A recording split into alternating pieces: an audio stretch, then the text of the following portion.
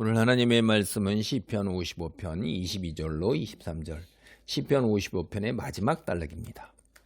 우리가 세상의 상황을 한번 생각을 해보세요. 악인들이 횡행하며 악인들이 승승장구하는 것 같아요. 그들은 정말로 사회적 지위도 있고 권력도 가졌고 재산도 가졌고 모든 것을 다 가지면서 우리를 압박하고 칩니다. 그리고 그들은 무리를 해요. 무리. 때를 지어 있어요.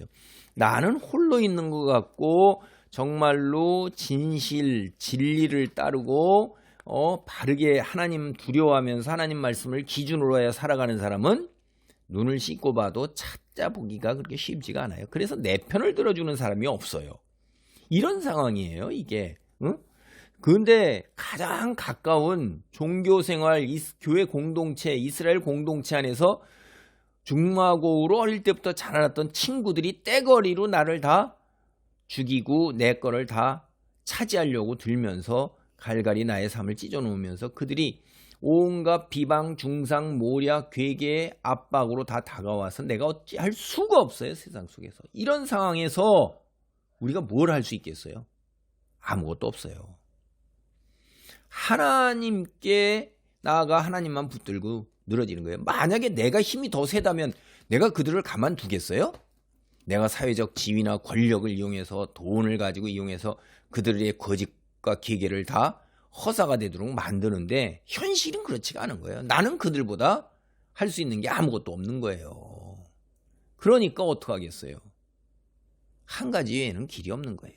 그게 지혜죠, 사실. 하나님께 기도하는 것밖에 없는 거예요. 22절입니다. 내 짐을 여호와께 맡기라. 그가 너를 붙드시고 의인의 요동함을 영원히 허락하지 아니하시리로다.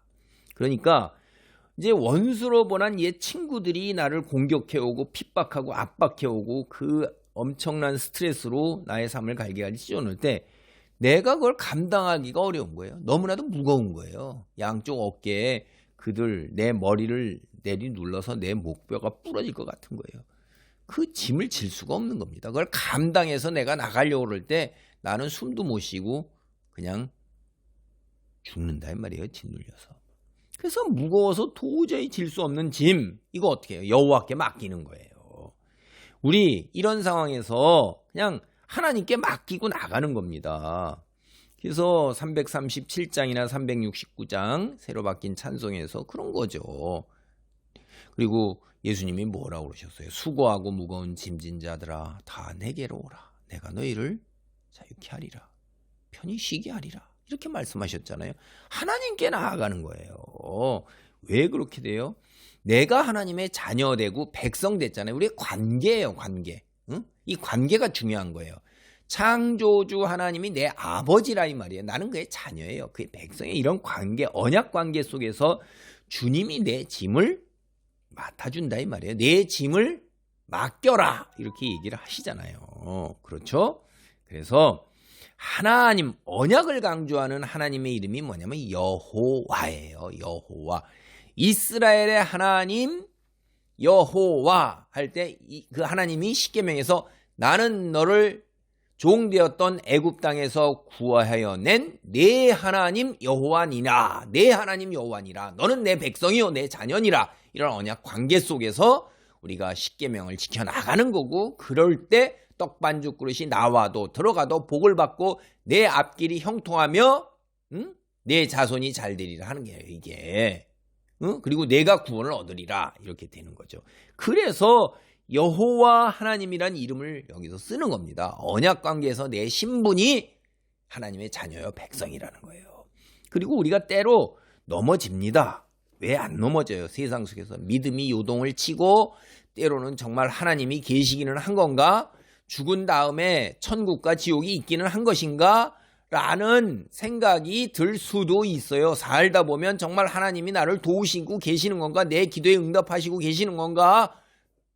이런 생각이 들 때도 있지요. 근데 주의 자녀가 평생 이 땅에서 흔들리지 않을 수는 없지만 그러한 흔들림 오래 지속되면서 그 샛길로 빠져서 망하게 되지는 않는다 이 말이에요. 왜요? 영원히 허락하지 아니하신다 이 말이에요. 주님은 보호하세요. 주님의 자녀들을. 그래서 이 같은 믿음이나 확신을 가지고 이제 기도를 23절처럼 마무리하는 겁니다. 하나님이여 주께서 그들로 파멸의 웅덩이에 빠지게 하시리이다. 피를 흘리게 하며 속이는 자들은 그들의 날에 반도 살지 못할 것이나 나는 주를 의지하리이다.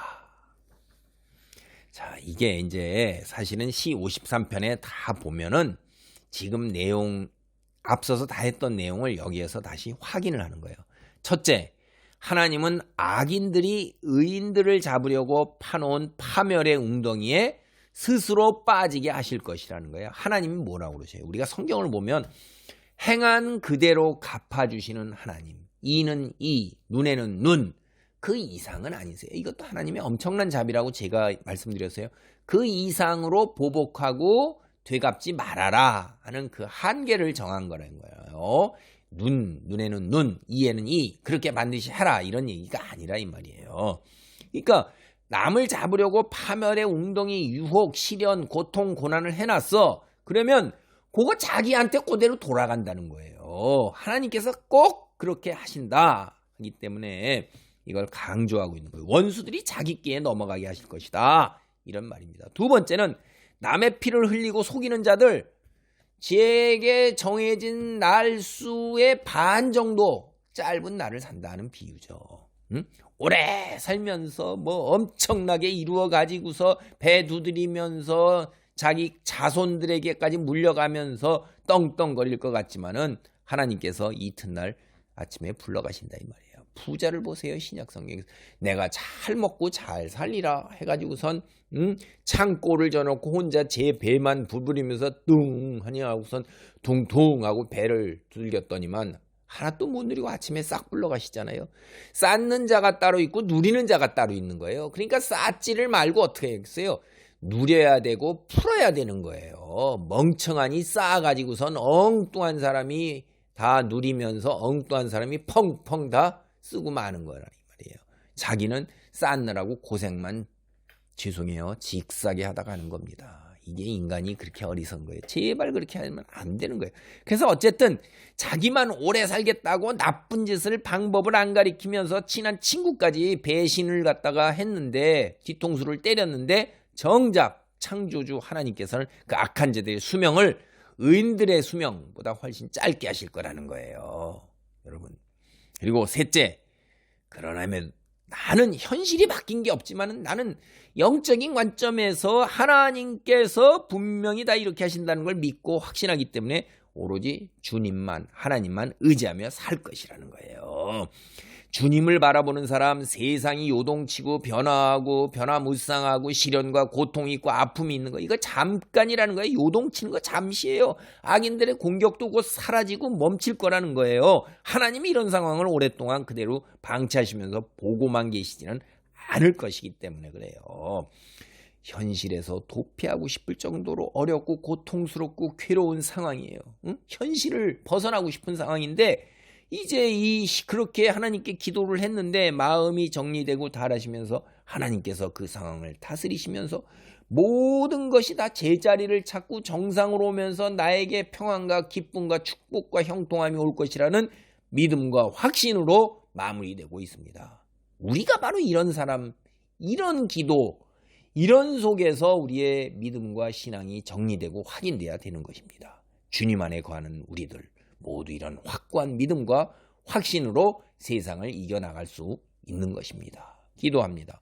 하나님 감사합니다. 세상이 요동치고 변화하며 정말로 힘들고 악인들이 승승장구하는 것 같지만 이 변화하고 요동치는 세상 속에서도 변하지 않는 정금 같은 신앙으로 하나님의 사람으로 우뚝 서서 믿고 확신 안에 거하는, 그리하여 세상의 거룩함을 드러내며 하나님의 살아계심을 드러내는 그러한 삶의 자리를 지켜나가는 의인으로 살기를 소원합니다. 주여 지켜주시고 권능을 덧입혀 주시고 눈을 열어주시고 권능으로 우리가 그러한 삶을 살 수 있도록 도우소서. 예수님의 이름으로 기도하옵나이다. 아멘.